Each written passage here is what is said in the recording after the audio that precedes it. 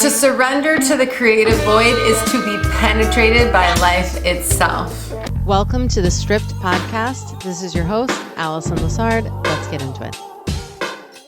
After the death of an old identity comes the void. This episode dives into the erotic side of the creative void and how your fear of surrendering to creativity there mirrors your fear of surrendering in love.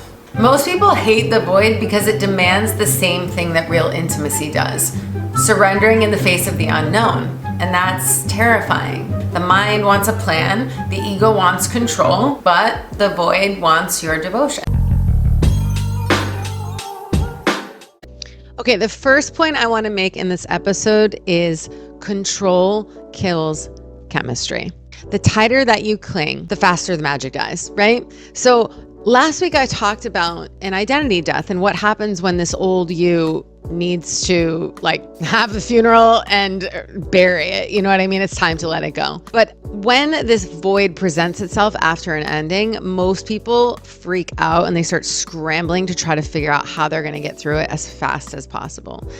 And just like in a relationship, when you start scrambling to micromanage it, have you ever noticed how fast it kills the passion, how fast it kills the polarity? The magnetism starts to dissolve because there's no mystery, okay? Nobody wants to fuck a spreadsheet. I don't, maybe you do, maybe that's your thing, it's definitely not my thing. When you try to make it happen, you strangle the natural flow. Think about it. A contraction, how are things moving through my hands when they're clenched like this? This is what you're doing to your creative energy. It's like tight asshole energy. I'm squeezing it. Tight pussy energy. That could be a good thing, but in this case, it's like you're contracting and nothing can enter. Okay? Nothing can flow. I would compare this to deep love making, full-bodied orgasm that happens naturally because you're so in the moment, you're so present in your body, you're so in that flow state versus you're in the moment of intimacy and you're suddenly, oh my God, I got to get a certain outcome. Even if it's a peak experience, it's got to happen in this way, in this time, in this position, blah, blah, blah. Oh my God. You're not even in your body at this point. You're in your head. You know what I mean? This is like getting stuck in a loop of ignorant attachment, of desire that is grasping and clinging. And you're not allowing for something beautiful to happen there. The control aspect of the void, it's like giving yourself to the pleasure of the darkness instead of trying to curate and control the entire experience. This is number one when it comes to entering the void, but playing with the erotic side of the void. Think about it, babies are born in the womb, right? But they have to marinate in there. They're growing in there in the darkness, right? And it takes time. It doesn't happen overnight. It doesn't happen instantaneously. So the second point I want to make in this episode is that the void is raw and vulnerable, just like deep intimacy. If you're free falling through the air and you're I have no other choice but to free fall and hope that the net appears. It's not just hope here. This is why I study Buddhism. You can do things very intentionally to create the karma and create the causes for the results that you want through your mind, body, speech, through meditation practices and things like this. So it's not all luck, but the point is that it's raw. You're gonna have to lean into your insecurities, into your fears, into your doubts. And, it's just when you start to move from dating unavailable people to being in a relationship with a person who is very conscious and present and aware and accountable, who can not only see you fully, but see through you. And if you're a woman who's never experienced a man like that, it's very different than dating someone who's checked out or who isn't fully there for you or who's hot and cold and ghosting you and coming in and out. When you're in that type of connection where you both really see each other, it is extremely exposing. It's really scary at first. I think it's terrifying for a lot of women because somatically your nervous system is not ready. You're what the fuck is this? Especially if you've been used to really inconsistent energy.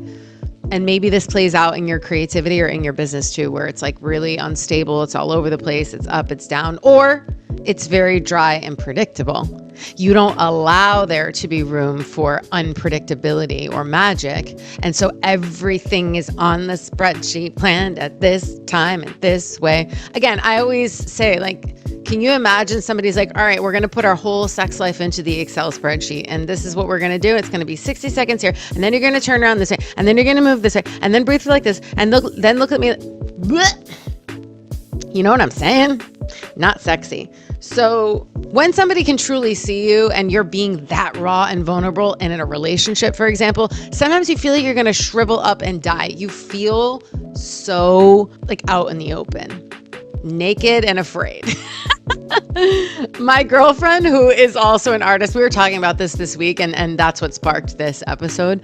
She's an artist and she has a creative business. And she literally said to me, Allie, especially recently with my content as of lately, she's like, Allie, some days when I read your Instagram posts or I read your emails, she goes, it's like getting my thong ripped off and being naked in the room with you and showing you my pubes. Like, she's like, that's how, and not just I take my thong off gently, like you yanked it off. Do you know what I'm saying? And I understand what she means by that, because what she's saying is your content is fucking activating, but it's touching a point that's so raw and real that I can't help but also be kind of turned on by it. That's what being in the creative void and actually allowing it to move through you in a way that you've probably never done before.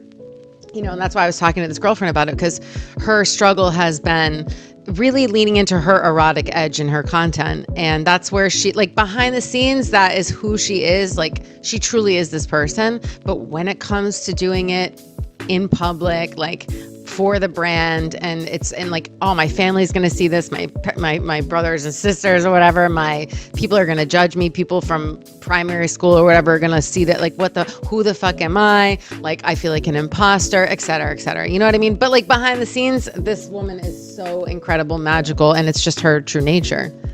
But do you know what I mean? Like, if you're in the void and you're trying to micromanage it, then you definitely are missing out on a lot of your magnetism.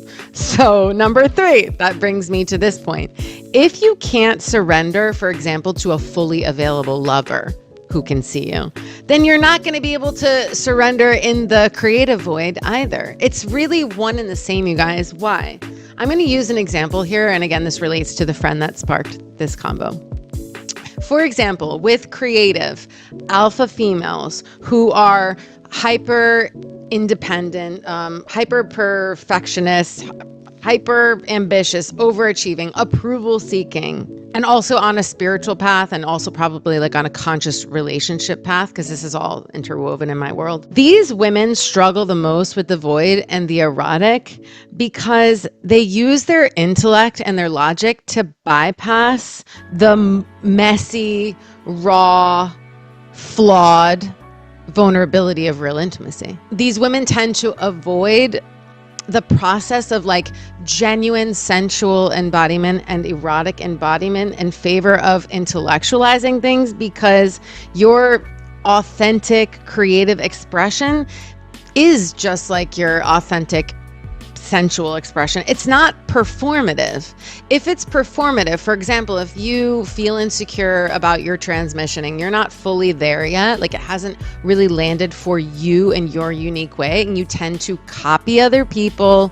You guys, this has happened to me all throughout my career, and I see it happen, and I know people are doing it, and I see it when it's going on, but it's like, I know that it's coming from a really deep fear and insecurity that your transmission, either 1, isn't good enough, or 2, you haven't actually done the work for it to flow through you. And so you admire a woman who's in her power and in her erotic expression, but you're not humbling yourself and getting into the mud and allowing yourself to be seen imperfect. You're too curated because you feel like if people saw you and you didn't know enough, or you didn't have it all together and you don't have it all figured out, you want to be this like sexy, magnetic, vixen, but actually you're like a terrified inner child is running your whole life, and the little girl in you that still wants mommy or daddy's approval, and you're still looking for gold stars from your followers or from, your spiritual teachers or whatever.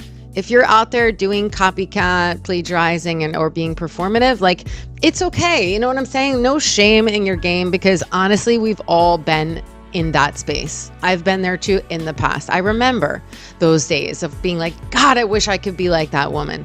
Fuck, I wish I could write like that. Damn it, I wish I could create content like that. That just came through so natural. But it will, you guys, come through you if you can play on the edge of being messy and imperfect and in development. Do you know what I mean? Unfolding. Embodied creative expression or magnetism means taking time, you guys. Do you want to fuck for 60 seconds or do you want to make love for a half an hour? It's up to you. It's okay. Like, maybe one day you want the 60-second quick, and dirty, and then another day you want to do it for an hour. But the point is, embodiment is embodiment, like in your body, and allowing it to come through your body in its most organic way. It's like an unfurling of a rose. Okay. Have you ever seen those like speed frames where they show the rose and it's like blooming, but they do it, sped up? Okay. In nature, it's going to take some time for that rose to bloom and for the petals to open. It's like when a woman is turned on. It takes time. It takes patience. It takes care. It takes nurturing. You want to be nice and pet it and be, you know what I'm saying? Like, or I'm going to try to shove it open. It's like, what do you prefer? So when a woman who is this like alpha female, hyper independent, hyper ambitious and overachieving, they're very, very, very challenged with the patience piece of it and with the surrender part. They don't know how to lean back, to be in the yin energy, to be more, not passive, but receptive. Again, because it feels too scary. They can't control it all. So instead it's like rushing, pushing, forcing. You're like ripping the petals of the rose open. No. And another reason these types of women struggle, and I'm saying this because I used to be this woman, okay? They struggle with the erotic side because of pride and ego, Like, to not have a rigid, set, predictable plan means looking flawed. That triggers shame in a lot of these women, and it triggers a sense of unworthiness. That's just conditioning. This can be changed, you guys. But that's very high in high achievers, actually, the sort of shame cycle of not being seen as the best in class or the highest, brightest, most shining star. And it's like, it's okay. Many alpha females that are creative in this case, they might actually do well in business, like on the logical, analytical side, but they're not having success in their love life. Women like this either stay single forever or they attract like super mismatched men who are like either passive and like not in their power, or they attract like nice guys, but not men who have integrated their dark energy. They're more primal masculine energy. And that's because women like this have not yet integrated their dark feminine energy. And that's why they're attracted to other powerful women, but they're not being humble enough to go do the work slowly but surely, Vulnerability is scary, you guys. And also the somatics of this. So like the sensations that are going to arise, for example, in the creative void, or I don't know, in a relationship where you're not strangling the life out of it. The sensations that arise when you're out of control for most women, especially like this. And I'm also speaking to men here. So if you're a man, obviously, like I'm speaking to you too, if you're this type of man. But this type of man doesn't usually watch my content. The men that watch my content are usually the ones that are the people pleasers and the good boys, and they haven't done the dark masculine work yet. So I do love doing that with men. But yeah, women like this, especially, they bypass the somatic, and as soon as the sensation that comes up with the lack of control or the fear or the doubt or the insecurity, immediately they're in their head. Immediately it's like, I can't feel this. It's too intense. It's too overwhelming. So immediately they start getting into the intellectual side. It's like operating from the neck up. You're even disembodied. And that's not where your eros, like life force, lives. It's not in your head, right? It's not just up here. It's in your heart. It's in your hips. It's in your pelvis. It's in your genitals. Like, do you know what I mean? Breathe into the lower part of your body. Like, that's where you start to charge this energy, and then you can use it like tantric ways, like the Taoists were, having meditations and ways to circulate this energy through your body, not just for health reasons, but you can also use it for your creative energy. So you want to learn how to create from your erotic current. That's really what I'm talking about today, not from your dry fucking logic in your brain. Okay. Like, can you feel the difference?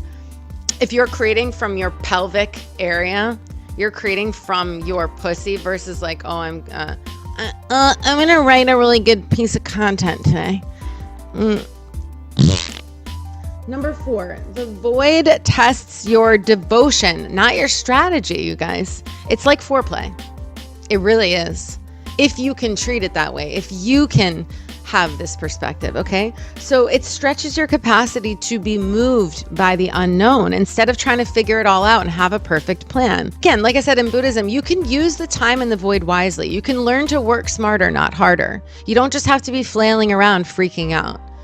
Every single day, you can do practices where you're creating the causes for the result you want.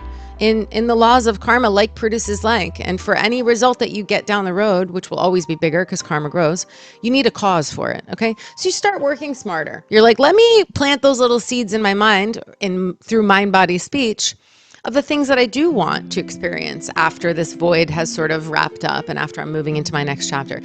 Do you know what I'm saying? You don't just have to sit there twiddling your thumbs, feeling lost and powerless. You are not powerless, you guys. You can do so much. And some of the doing will be learning how to just be and open yourself up. The void is not asking for your business plan. The void is asking you if you can stay wet for the mystery. Okay? Number 5. My last point here. Your power here in the creative void really lives in your openness, okay? Your openness to surrender your control issues, your willingness to not know what's coming, lean into it, and be with that discomfort fully.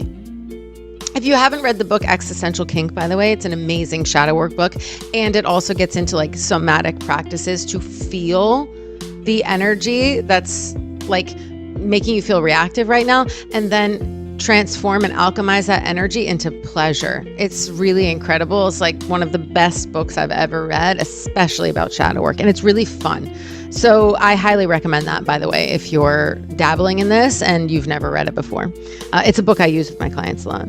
So when you can stay surrendered while everything feels uncertain, that is where your magnetism comes back to life. Your radiance comes online.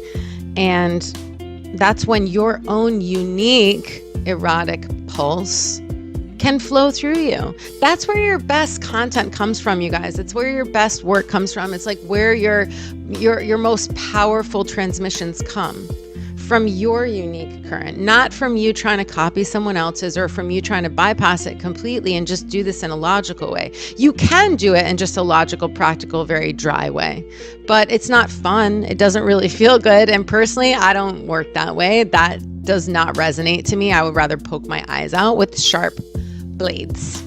So I thought this was a really fun way to kick off Scorpio season. We're kind of into it by the time this episode's out, but I would love to help you guys with this. Like I said, between the identity death and the void that follows, I think this is one of my most favorite things to walk clients through, because it is scary to do it by yourself. But when you've got support from someone who's done it 100 times like I have and who knows how to play with this now, it's not so scary. Okay.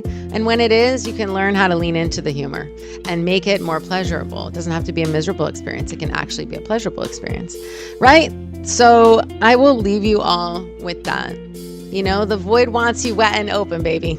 So if that's for you, if I'm your flavor, go ahead and check out my private mentorship. I've got I want to say 1.5 spots open. I have some people that are coming in. So I had said I opened 2 spots for the rest of the year. I might make it 3 because right now I'm it's almost done. So if you want to work with me, definitely check out the application below. The link is in the description box. Other than that, I love you all so much. I hope this was helpful for you. I hope it made you smile. I hope it gave you some insight, and I will see you guys on the next one.